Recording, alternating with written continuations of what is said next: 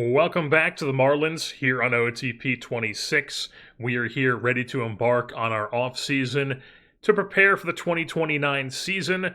Before we do that, just want to show very quickly what am I looking for here? Yes, the playoffs. The playoffs here, the World Series champion was the Cincinnati Reds, winning 4-1 over the Texas Rangers. It's just the Reds. They had Ellie De La Cruz.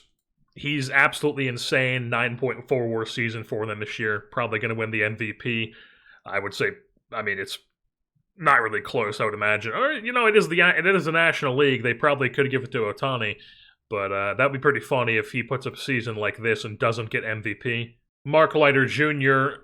out for the year. That's why they won the World Series, is because they didn't have to pitch this bum. But then just take a look at some guys on their team here. They got Chase Petty's up at the big club, Chase Burns, Kevin Gausman getting himself a World Series championship here. Rhett Lauder's on the team. Graham Ashcraft is still here. Bryce Miller is in their bullpen, putting together like a not great season for them. Their closer is this guy who they picked up from the Reds, or they picked up from the Phillies in a trade, rather. It's Olimber Santa! Oh my god! Shout out to the Angels series. This guy making his first appearance here in OTP 26 with the Reds in their bullpen. It appears that he actually did not pitch for them in the regular season this year, so he actually does not get a ring, but was on their 40-man. And then on the offense was just entirely Ellie. I mean, 9.4 WAR, and then Carlos Jorge, their center fielder, was the second highest win player, but mainly for his glove. And then it's like Sal Stewart, good bad on paper, not so great offensively this year. Like he's like league average player. Kyron Paris was on this team. Not a very good lineup they've got here. Spencer Steer is still here. Davis Schneider is on this team. Christian Encarnacion did not have a good season for them. William Contreras is their first baseman because, remember, he was just rotting away in Milwaukee. They traded him away, I guess, and now he's in Cincinnati for the remainder of his contract. They're paying him $38 million a year for this type of first base production. Tyler Stevenson putting up a 48 WRC plus. They still got Will Benson in the org. They've got Stuart Fairchild. Shout out to the Giants series. Didn't I have him with the Giants and MLB The Show, I'm pretty sure? I think I had him as like a guy who came in against lefties. He was my Rob Refsnyder. Not to be confused with Connor Panis, though. That guy was the real king. But anyways, this is the off-season video. We're focusing on the fish here as we are trying to get back to the top of the National League East here, because we don't like missing the playoffs here. We have, I guess, unsuccessfully done our thing of trying to win the World Series and then be good. Like I said, Mariners, they win the World Series in 97, 54 wins the next year after they gut the whole roster, and then they win it again in 03, and then they don't gut the roster as much, but still don't make the playoffs again until 2020 from that point on. And hopefully we're not going to have this insane drought. I would say that's very, very highly unlikely. But we do not want to have another 80 and 82 win season, or 80 and 82 season, I should say. Now, to be fair, we did get really, really unlucky with our Pythagorean, as I've talked about. But, still would like to improve on some things. And there will be some changes heading into this offseason. One thing I should mention is that we actually had Isaac Paredes did indeed void his contract. He opted out. He did not want the big loss of money this coming off season, so he opted out. So we're gonna have to figure out our first base thing. We're gonna have to replace 32 doubles, 32 home runs, one of our best hitters on the team here. I mean, he was our best bat with WRC plus, not counting for Peyton Eels, who was a bench player for us this season. Maybe I should be looking at Peyton Eels more as like a guy who could actually play for us. But just like where, I guess DH, he could DH. But like whenever this guy comes up, he hits. He hits in AAA. Whenever he comes up on the bench, he hits. So I don't know, maybe I should be giving him some more shot, some more run as a guy to maybe platoon somewhere. But yeah, Paredes was one of our best bats this year. De Los Santos is coming off a decent season for us, but aside from that, it was really like not a lot going for us. We've been over this. We've been over how the team did. We don't have to go over it once again. But yeah, things will be changing as much as we possibly can. And then also here in the inbox, you'll be able to see that we do need to make a decision on Michael King. He has a $14 million team option this season. We could void it for 1.4. But I think we're going to bring him back. He's still one of our better pitchers. He's still one of our best pitchers. He is coming off his home run rate up went a little bit, but his walk rate went down. His strikeout rate's like pretty much the same. I think we just want to bring him back. He's a Marlin at this point. He's a fish. So Michael King, I think we're going to opt into that. I'm not going to do it quite yet, but I'm leaning towards we are going to opt into that.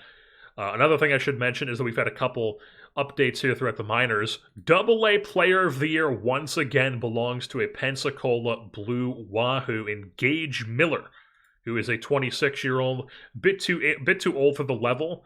Not really ever looking at this guy to be like a sort of actual player for us, but could be like a decent bench player at some point, can play you first really well. Decent second base, third base as well. He's a captain personality class, has some decent base running. Very like average across the board player, I would say, but could be an interesting bench piece down the line coming off a MVP season here in AA. And then we also had a couple really good seasons down in the Florida State League. We had the MVP down there, Brock Kettleson. Remember him? He was our third-round pick out of a San Jose high school in the first-year player draft in the first season of this. And he was in rookie ball the first two seasons that he was here with full-time in the big leagues, just letting him develop, or not big leagues, but in pro ball, and just letting him develop. And then we put him in this year as a full-time player in a full-time league in the Florida State League, and he tore things up. A 6.2 WAR, a 140 WRC plus. With this 70 outfield range, he had a 7.2 ZR in center field. They also played a decent amount of right field as well. So Brock Kettleson, he will probably end up in AA this year. Yeah, he'll be in AA to start this next season, so we'll just do that right away. In Pensacola, you go Brock Kettleson. And we also had Nicholas Partridge. He was the runner-up. He is a guy we also are very high on. He had a really, really good season in A-ball. We are probably going to be, let's see what he is in Southern League. Yeah, he'll be in AA to start this season, and we're kind of hoping that he's kind of a fast riser through the system, and maybe he ends up playing first base for us at some point this upcoming season. And then I should also mention, finishing fourth in the MVP voting here was Trent Greindlinger, who was also in that 2025 draft class, fifth round, I should say, for WAR. His first year in like full season ball for us as well. Definitely don't ever think this bat is going to be major league, but he was really good in A-ball this year. But I do think that his catching is really solid. The 60 framing and the 65 arm, you got to love that. He put up a decent framing numbers there. But hopefully he can continue to progress and end up being maybe like a really solid backup defense first catcher for us at some point. Is he good enough to be in AA? Yeah, we'll probably throw him in AA this year as well, so promote to Pensacola. And then not only did we have the MVP in the Florida State League, but we also had the Cy Young, the number one pitcher. That's obviously not the Cy Young down there, but the number one pitcher award and the runner-up, LJ Mercurius, who was in the 2026 draft class out of UNLV in round 10. He was in his first year in full season ball, and he put up a 4 WAR, really good 2.43 ERA, sub-3 ERA and FIP. Really solid numbers for him. Hopefully he can keep developing. It doesn't look like he's probably going to be... he could probably hang a little bit at AA. We'll throw him at high A Beloit and see how he... He's 24. He's 24 years old. He can hang at AA. We'll put him in AA, see how he does there next season. And then the runner-up was Kyle Johnson, who, if you remember, he was the two-way guy we took in round 2 in 2026. And he put together a decent season. Not so great at the plate, but he's been good at pitching. So I think we're starting to lean towards where he is just sort of a pitcher.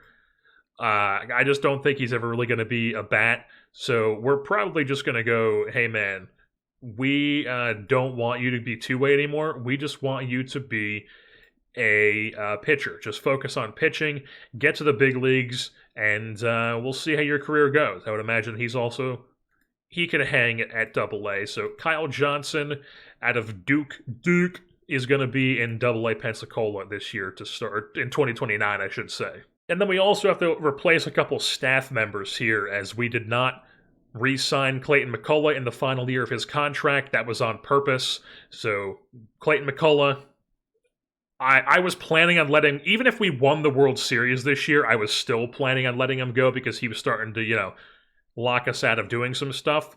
So it works out that we had a bad season and we could be like, oh, it was all this guy's fault. He was the vibes. The vibes are wrong because of this guy. And then we also, unfortunately, have to replace our trainer in Rick Jamieson, the initial trainer, legendary sort of guy in this game. So we're going to have to figure out who's going to be our trainer and who's going to be our manager this season. Those are the only ones we have to do in the minors, but then we had also a hitting coach retire, or in the majors, I should say, that we had a hitting coach retire in the Florida State League. All right, so just a quick look at what our team looks like here when it comes to guys that we have who are going to be on next year's team. When it comes to the pitching staff, Michael King, we're leaning towards we're accepting his option. Ryan Weathers, Hurston Waldrop, Christian Scott, and Bobby Miller. And then in the bullpen, it's really just Enriquez, Miller, and Perez. And then all these dudes who are borderline, could be on the team, could be in AAA, but are going to be on the 40-man roster, like Peter Hubeck, Skylar Hales, which, by the way, sometimes I call this guy Hayes, sometimes I call this guy Hales. I understand it's Skylar Hales. Something in my brain just sees that name and wants to say Hayes. So if I ever call him Hayes, just know that's what's happening in my brain. But he's also a guy that we're trying to cut down on fly balls this year. He's an extreme fly ball guy, so he has good stuff, and he theoretically, one of my big problems with the game this year so far, out of the many things I've complained about, this game gaslights you into thinking that your pitchers are going to be better than they are. I've noticed that everybody is having this issue where pitchers just don't develop, and for whatever reason, they don't ever drop their potential. So in previous years, if you had a guy like this, by the time he gets to 27, 28, and he has this sort of potential and he hasn't reached it, it would just drop that potential and just be like, okay, he is this guy with 55 stop, 45 movement, and it would stop gaslighting you into thinking that he could just tap into this stuff. But this game, it doesn't do that. Pitchers just don't develop, and it gaslights you into thinking that your pitchers could be better than they are. So you look at Skylar Hales, and you're like, man, he could be really good if he just puts it together. A lot of our guys are like that. Hubeck has some potential. De La Cruz has potential. Jacob Miller has a bunch of potential. That's been our thing with Yuri Perez the past few seasons, is you look at him and you're like, why is he bad? Enriquez has a bunch of potential on his stuff. In the rotation, you got Waldrop, who has a shit ton of potential. So the game's just gaslighting me into thinking that these ratings are going to hit, but for whatever reason, it never takes away the potential. Just at some point, just be like, this is what he is. So I'm not looking at this guy being like, oh, he could be this, even though the game is just lying to me. That's definitely new. That is not something that was like that in previous years. This year, there's been a real big problem with pitcher development and the game lying to you, thinking that your pitchers are going to be better than they are. Bobby Miller's a big one for me, too. I mean, he's only a 45 out of 50 right now. He's 29 years old. And, he's about to be 30. At one point does this go away? At what point do these potential ratings just go, hey, this is what he is, so the game should stop telling me that he could possibly have an 80-grade fastball and 65 movement and 55 stuff? Because at what point is he just not going to achieve that? We've already passed the point where he's not going to achieve that, but the game is not updating for whatever fucking reason because, I don't know, perfect team number must go up. And it's like, sure, Bobby Miller here, I could look at this and be like, he's almost 30 years old, he's probably never going to reach this potential. That's just common sense, but also the game should also be not telling me that he has this potential still. But then for other guys, like somebody like Waldrop, Like, just, am I supposed to just look at all these guys like this and just never, ever get excited for them? Like, am I just supposed to be like, yeah, he is 50 stuff, 50 movement, 50 everything, just forever? Is that what I'm supposed to be looking at these guys as? Or even somebody like De La Cruz. Am I just supposed to look at this guy and go, yeah, he's never going to tap into this because pitching development is broken? Am I supposed to look at 23-year-old Kyle Johnson and go, yeah, he's never going to tap into any of this? This is just going to constantly say 40 stuff at a 55, and it's just never going to go up from there? How am I supposed to evaluate anybody if the game is just going to be like that with all the pitching prospects? But anyways, now taking a look at what we have on the hitting side of things as guys who are going to be a part of the big league roster right now. Agustin Ramirez, obviously, is going to be on the team next year.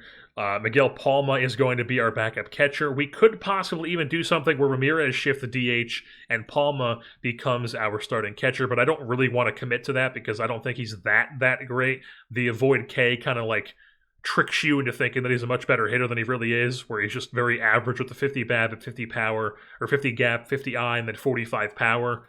And then he's got way more pop against lefties than he does against righties, but he has some more gap against righties. So, you know, the avoid K, you see that teal and you're like, oh, okay, but it's not actually that good. So he's going to be our backup this year. Right now, the plan would be for De Los Santos to be our first baseman, but things could change as the offseason progresses. And then Lee at second, obviously, Lara at third. Acosta is right now the plan to be at shortstop. He's only projected to make $1.8 million in arbitration, and he's proven himself to be at least a very good glove first shortstop with some potential to, you know, pop off with some BABIP. So we'll see. Right now, he is going to be our shortstop. And then left field, obviously, it's going to be a Shedry Vargas. In center field, the plan is for Dylan Head to play there. Hopefully put together some decent numbers in center field. And then right now I just have Peyton Eales listed as DH, but that he could be on the bench. He could be playing somewhere else. But right now I have him listed as DH. And then Cameron Cawley is listed as our utility backup, where he is just absurdly good at like every position in the field. 65 across the board in the infield ratings, 65 range, 65 arm, and 60 error in the outfield. Really, really good defensive player. Very, very good speed profile. Never going to be like that interesting of a bat. He does have some pop against lefties, but you know, he's a glove first utility guy. And then you look at his arbitration screen. Bobby Miller will be back. We may or may not bring back Will Warren. He has been good for us the past couple seasons, so we might lean to be bringing him back, but we also might not because he is slotted to make $3.2 million. Do we want to pay Will Warren that amount of money? Joe Mack, he is the third catcher now. He hasn't really ever developed. He's decent defensively now, but not great. Could we just roll him as our third catcher and put him in AAA? Sure. Could we possibly just try to move on from him and get somebody else to be our third catcher? We could also do that. We'll have to see. De Los Santos is also projected for a big pay bump this year from league minimum to $3 million. So that's, you know, we're going to probably give him some run because whenever he does get run, he does seem to hit a bunch of home runs, and he has yet to get like a season with us where he has like 600 ABs. So I'm kind of curious what a season of 600 ABs of Davis and De Los Santos would look like. Acosta, like I said, will be back. Drew Gilbert, kind of on the chopping block. He only has one option year left. He's kind of lost his spot as a corner outfielder on the team now. We have a lot of corner outfield depth in this team, so he may not be back, but I'm kind of leaning towards he will not be. And then we have three guys that we could offer QOs to. Obviously, we're not going to offer one to Keegan Akin. We could possibly try to extend him. We do have some decent amount of money to spend, and we do need a lefty in the bullpen. And he was good for us. He was very, very good for us in the pen this year, so we could possibly try to bring him back. Emmanuel Clase was just not good for us this year, and he wants multiple years at like $30 million. So we might QO him, honestly. We might give him the QO, let him walk into free agency. And I guess if he accepts the QO, it's not the end of the world. But then Isaac Paredes here, he's going to want a good chunk of change. If we look at his extension, yeah, he wants like multiple years, $19 million. So honestly, we might double QO Clase, and Paredes here. We'll think about that, but I'm leaning towards we are going to double QO these guys, and Gilbert won't be back. Warren kind of leaning towards bringing him back, but also he might not bring him back. Kind of 50-50 on him. And then I think I'm leaning towards we accept Michael King's team option. We have now reached that point in the offseason where the awards have been given out, and as you can see, here in the National League, Elly De La Cruz did not get screwed by a Shohei Ohtani season. Ohtani finishes 4th in the voting here. Elly De La Cruz does run away with the MVP award with his 9.4 WAR season for the World Series champion Cincinnati Reds. Just a crazy, crazy year. Leads the league in WAR, WRC+, WOBA, doubles, home runs, ribbies, average, slugging, OPS, stolen bases. Crazy, crazy player. Corbin Carroll was behind him with a 6.5 WAR season for the Arizona Diamondbacks. Over on the American League side of things, you've got 2 Baltimore Orioles players who were 1 and 2 on the MVP voting. Jackson Holliday puts up an 8.4 WAR for I believe they were the best overall record in the American League this year. Baltimore Orioles league leading in a bunch of stuff in the American League. Very similar player when it comes to the stats here for Elly De La Cruz. And then Kobe Mayo has turned into just a really, really damn good power hitter here for the Orioles.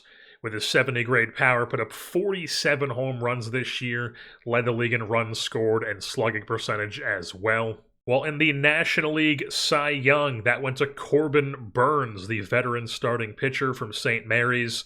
He puts together a 4.8 WAR season where he leads the league in innings pitched, has an exactly 1 whip. Very, very good year for the D-back starter. And then behind him was Paul Skeens, who put up a 6 WAR. You could have given it to him. He had the best WAR, the best ERA, the best FIP minus, least amount of home runs per 9. But I don't hate giving it to the guy who leads the league in innings, as after all, innings pitched is basically just the outs. I mean, it literally is. You're just getting outs. So Corbin Burnes, I don't hate that, but it was pretty close, 17-11 there for first place votes. And then Ovis Portez, who is this guy? Is this guy real? I don't think this guy is real. It doesn't say how they got him. The first thing on his history is he was traded in July of 2024. So I guess he is real. Because we started in 2025, obviously. So I guess this guy is real. Yeah. From wherever the hell that is. I guess he's Antiguan. Crazy, crazy development from this guy. Just a random bad minor league pitcher, comes to the big leagues, doesn't really do anything, and then this year puts up a 4.5 WAR with like an elite 85 fastball, 85 slider, 2 picks Mitch. If I was them, I would be using this guy as like a super stopper, like a Luis Carmona type. But I mean, who am I to say? He just put up a 4.5 WAR for them in the rotation, putting up 191 in the 3rd innings pitched, only throwing 2 pitches. I mean, this guy is crazy. And then in the American League side of things, the Los Angeles Angels get themselves a Cy Young Award winner as Ross Reed, another guy who just came out of nowhere. He was actually their 2026 first-round pick, so I believe that is the first award winner in this series of a guy who was drafted by a team and did not start in like the base game here for us. Came up straight to the big leagues from Double-A and wins the Cy Young. I would imagine he's also going to win the Rookie of the Year. I highly doubt there's another rookie who had a better season than him. But Ross Reed here at a Southeastern Louisiana University puts together a really good season for the Halos. So congratulations to them. Francona in the NL, Hyde in the AL, because, alternate universe type stuff. The National League Rookie of the Year went to Iva Arquette of the Colorado Rockies. Behind him was Charlie Condon, who put up a 2.9 WAR. Arquette put up a 3 WAR. So the Rockies might be a bit spunky here this upcoming season here, as Vargas does finish top 5. Put up a 1.9 WAR, triple-digit WRC+, but not good enough to compete with those 2 Rockies players. And then in the American League side of things, Ross Reed actually gets the second place spot in the Rookie of the Year award. The first went to Franklin Arias.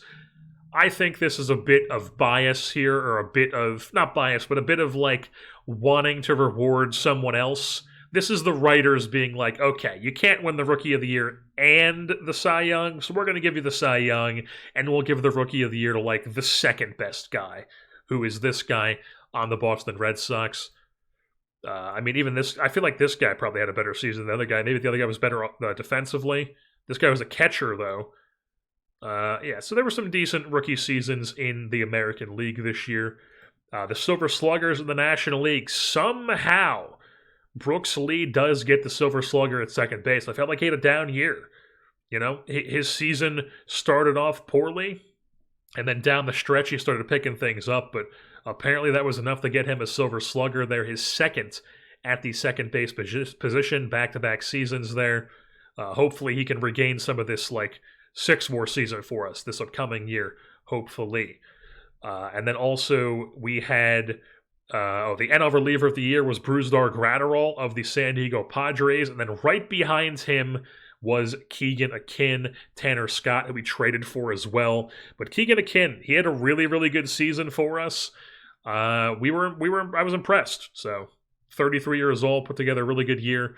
And then in the National League, the Gold Gloves, we had another Gold Glove winner in Michael King. That's now back-to-back Gold Gloves at the pitcher position in 2027 and 2028.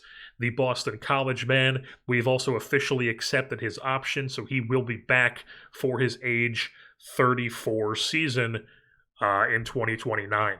All right, so a bit of surprise here. We did QO both Isaac Paredes and Emmanuel Clase, and you can see here Paredes did indeed decline the QO, so we will get a draft pick when he signs with somebody else. But unfortunately, Emmanuel Clase does indeed accept the QO. We'll run him back next year, but I'm not exactly loving it. He was not great for us this season. Hopefully he can bounce back, or maybe we can trade him off the QO. I don't know if anybody's ever done that in real life, where players accepted a QO and then they immediately traded him, but I would not be opposed to that. We'll have to see what's out there in free agency, because we do still have a decent amount of money.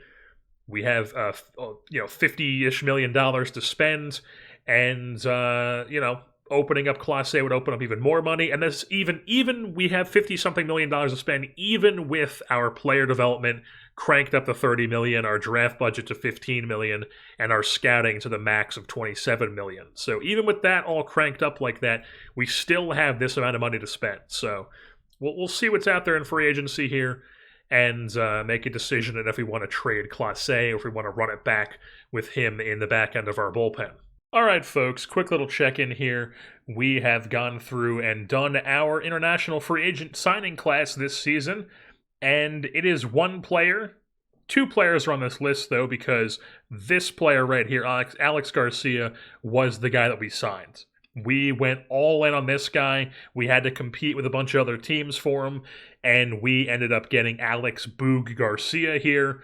Righty, Panamanian center fielder. Definitely not a center fielder. Definitely more of a corner outfielder, but high adaptability work ethic with a really, really good bat profile. 80 power, 75 eye, 55 gap power, and then 60s with BABIP and Void K, 65 contact total. Looks like he could be a generational bat if he develops, obviously. Very far away. But we felt like he was worth going after, so we did that, and we ended up getting him. And then this other player, Juan Ozuna, is actually a scouting discovery that our scout just got like the day before we signed Garcia. So Ozuna here, lefty, might be actually able to play center field with 65 outfield range. Obviously very low scouting accuracy. We are getting a more updated scouting report on that, but this guy was signed as a scouting discovery. Very, very intriguing. We'll count him as part of the class just because, he got into the organization a day before Garcia did. Welcome to opening day, technically, here in 2029. The 2029 Marlins are set, ready to go here for the campaign. So let's go over what this team did in the offseason and how we're going to be looking here heading into the season. So, starting off in November, quick run through of everything that happened here. We start off with a couple trades. Firstly, Ronnie Mauricio has been sent to the Colorado Rockies in return for Fernandez and a 21-year-old minor leaguer in Ariel Dehigo, something like that. I think he might be 22 now. He is indeed 22 now. He's just kind of like a throw-in in the deal, 45 potential guy, really good personality class. Look, he could give you a really good third base, but he's probably never really going to hit too well at the major leagues if he fully develops. And then Yanquiel Fernandez was the guy who was like the main piece in the deal. It was kind of like a guy who hasn't really panned out for them, hasn't really gotten a chance, and they get Ronnie Mauricio, who has done stuff in the big leagues, but past couple seasons, as we know, very much struggling. And then now he gets to go hit in Colorado. So we'll be keeping tabs on Mauricio. He is indeed on the former Fish shortlist. So we'll be keeping tabs on him. He's now in Colorado. Then we also traded Will Warren and a throw-in in Guaranton Mendez prospect to the Los Angeles Angels in return for 3 people, one of which is no longer even in the organization. 2 of them are in AAA, or at least one of them will be in AAA if this one doesn't pass through. But basically, Jack Kachanowicz was the main piece. Extreme ground ball guy. He's starting the year in AAA for us as like a depth relief starter sort of option. And then Seth Mayberry was the guy who we traded for, but I just did not have room for him on the 40-man. And he went to free agency, and apparently the Braves got him. So, whatever. And then Nick Robertson is a 30-year-old reliever. Single-inning guy, has decent stuff, or decent profile here between like a very average stuff, movement, control, 2-pitch mix here. Hasn't ever really been good in the big leagues for really any sort of extended period time whatsoever, but we felt like giving him a chance, and he currently is on waivers, but he could be a guy who ends up on our staff at some point this season. Then we went and made a big splash trade with Drew Gilbert, who at the time had 50 potential, now it is 45, but at the time had 50 potential, and teams were just really, really interested in him for some reason. I don't know if it's because, I don't know why. Teams were just very, very interested in him. He was getting a ton of really, really good offers. So we decided to go with this one from the Phillies for a couple pitchers in Mick Abel and Joseph King. Mick Abel in this save has never made the big leagues. Just flat out has never been in the big leagues pitching. You look at his career stuff here, or career stats, it's just a bunch of minor league stuff, underachieving in the minor leagues a lot of the times. He's at a couple decent...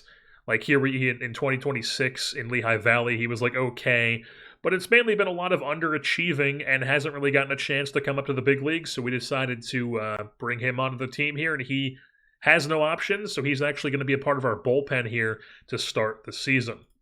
And then the other player was Joseph King, who is also going to be in our bullpen to start the season, a California pitcher, ground baller. That was a big emphasis heading into this offseason, was we wanted to really get away from getting fly ball guys and get more ground ball guys in the organization and just start trying to lean that way like I usually do. Because home runs was just a big problem for us last year, so it made sense to me, bring in a lot more ground ballers. Then Isaac Paredes did indeed exercise his contract opt-out. He ended up signing with the St. Louis Cardinals, so he's going to be with St. Louis this season. Our trainer retired, and then our manager also walked. So we signed a new manager in Adam Melhuse. He is our new manager, very moldable, coming off 3 seasons in Arizona's complex league a couple seasons ago. Hasn't coached since then, but he is now our manager. And then we also waived and DFA'd Joe Mack. He was claimed by San Diego. He'll be on their team to start the season, it appears. And then we have a new team trainer in Nick Quinn. He is just very good across the board, has very good rehab, very decent prevent, especially with the fatigue recovery. So Nick Quinn is going to be back here for or he's going to be our trainer for the next 5 seasons at the very least.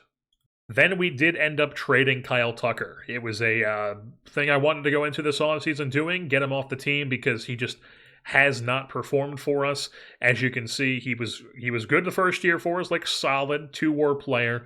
Then another 2-WAR player, but not good at the plate. We win the World Series. It's like whatever. And then that last year we had our horrible season. He was hurt a ton.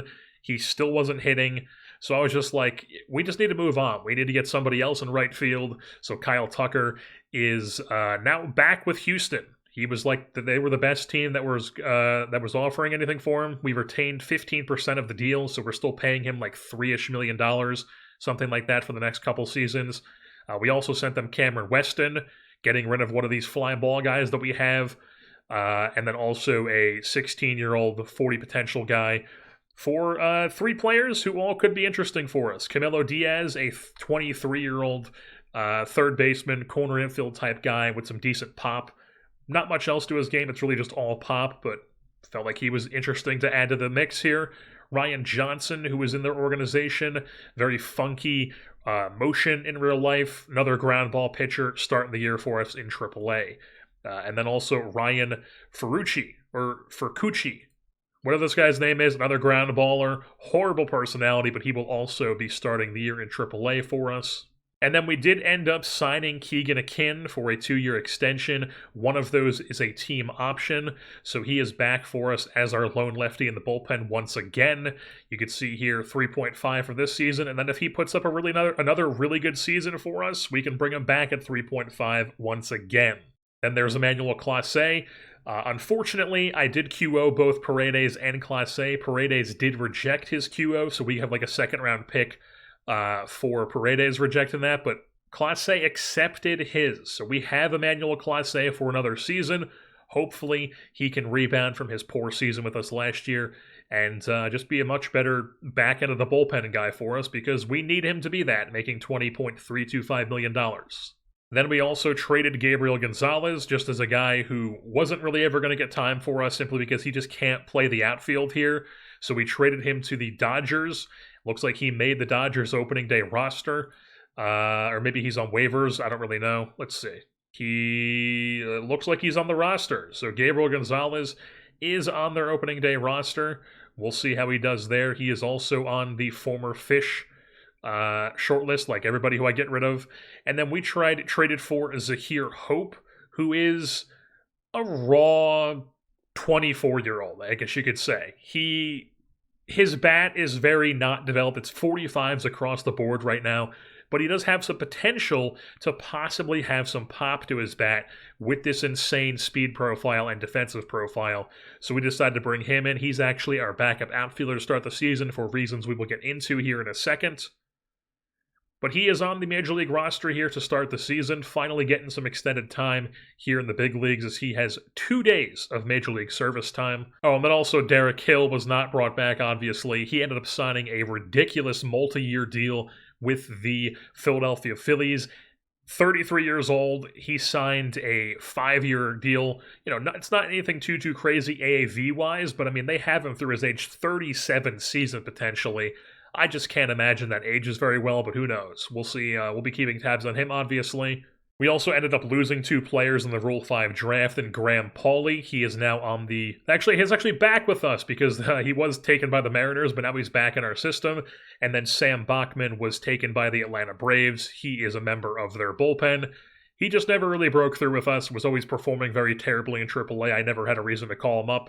So now he's going to be in Atlanta. And then you can see here we also made a decent splash. This was really our only true signing in free agency. That is Dustin May to a 3-year contract worth $24.5 million total. He is a 31-year-old at the moment, starting pitcher, coming off a down year with Detroit, but that was after he got traded from Los Angeles where he was having a decent season. And he's been overall a very good pitcher in Los Angeles. Like I said, we wanted to really embrace the ground balls. And you can see here, he is an extreme ground ball pitcher. So we got him AAV, very, very team friendly. It goes down and down per year. So we have a 9.5 this season, $8 million next year, and then we have a team option for $7 million for 2031. So very, very team friendly. We have him for 2 years guaranteed. Hopefully he's a very good pitcher for us. And then really the only other true free agent signing we made was actually our third catcher. We had to pay $4.3 million for him because The catcher market was just not great, and we don't have like an immediate guy ready in the system to be a third catcher for us. So Axial Plaza, a player we got from free agency, he was currently in multiple different systems, I believe.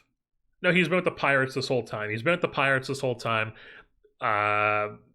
Never really did anything too crazy. 2027, he had a really good season. Last year, he was like whatever in Altoona. But you can see here, it looks like he could have a decent bat, like a Zahir Hope type bat if this develops. And then he has 60 framing, 60 arm. So felt like he was interesting. Unfortunately, we did have to pay $4 million for him. But, if he stinks, we can always just not bring him back. And then we also extended Max Acosta. This was, he was projected to make $4.8 million in arbitration for us next season. So I just figured, hey man, he's like this glove first shortstop for us. We don't have any like immediate replacement for him at that position. So why not just extend him for a cheap $4 million next season as a glove first shortstop who has the potential to be a little bit better. So he's making 1.7 this year, 4.7 next year. And then before we actually get into what the team is looking like, I should just mention that we do have a couple injuries. Ocean Gabonia is still recovering from his torn labrum he suffered last season. And then Cameron Cawley, unfortunately, tore his ankle ligaments in spring training, so he is not going to be on the big league roster to start things off. He will be out for the next 6 weeks. So with that being said, taking a look at our big league staff here. 1 through 5, it is Michael King, opening day starter once again, Dustin May, Ryan Weathers, Hurston Waldrop, and Christian Scott. In the bullpen, it is Emmanuel Clase, Bobby Miller, and Keegan King are double barrel stopper. And then with the middle relief, three-headed monster here, I guess you could say, is Edgardo Henriquez, Joseph King, and Jacob Miller. Remember, Jacob Miller was the rookie last year who had a decent year for us in the bullpen. Joseph King came over from Philadelphia, rather. Edgardo Henriquez was a waiver claim for us last year. And then we have 2 long relief, avoid high leverage, mop-up role guys in Yuri Perez and Mick Abel.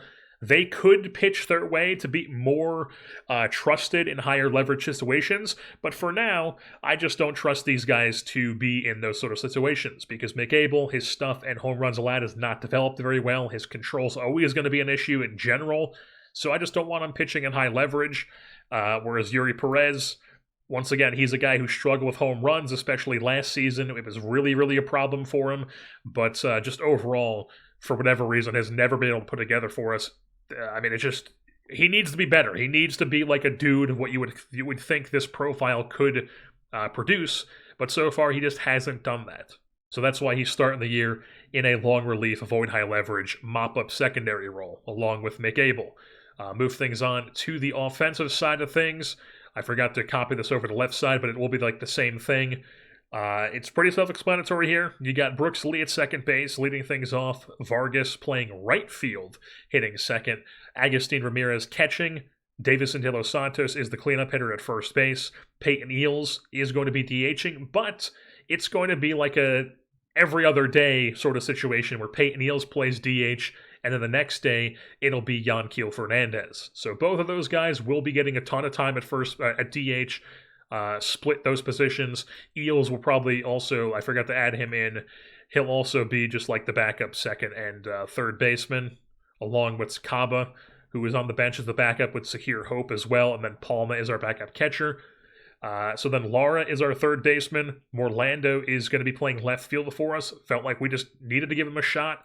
He's possibly a really good hitter. He had that 2027 Southern League MVP. Why not give him a chance? So he's playing left field for us. We could very easily switch that up. I don't know if this outfield glove is going to play.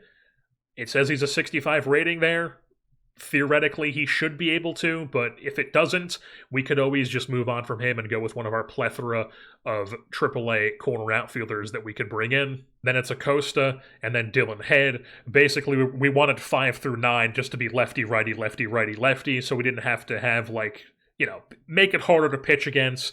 Don't want anybody having like a back-to-back righty at that point in the lineup to where they could just bring in a guy and just dominate 2 guys in a row, like a lefty-lefty situation. But just wanted to do that way, so that's what the lineup's looking like. And we will be heading into the season with that as our roster here. Take a look very quickly at the preseason predictions. The Baltimore Orioles are projected to win the American League East with the Boston Red Sox right behind them. The Guardians are projected to win the Central with the Royals, Tigers, and even the White Sox kind of sort of scrappy behind them. The Rangers are projected to win the Rangers. The Rangers are projected to win the AL West with the Astros right behind them. And then in the National League, we are projected to win the NL East. 95 wins with a big lead out in front of the Mets. Last year could just be a very weird fluke year. I'm hoping that's the case because I do believe that our team is very good. So hopefully 95 wins is what we get this year.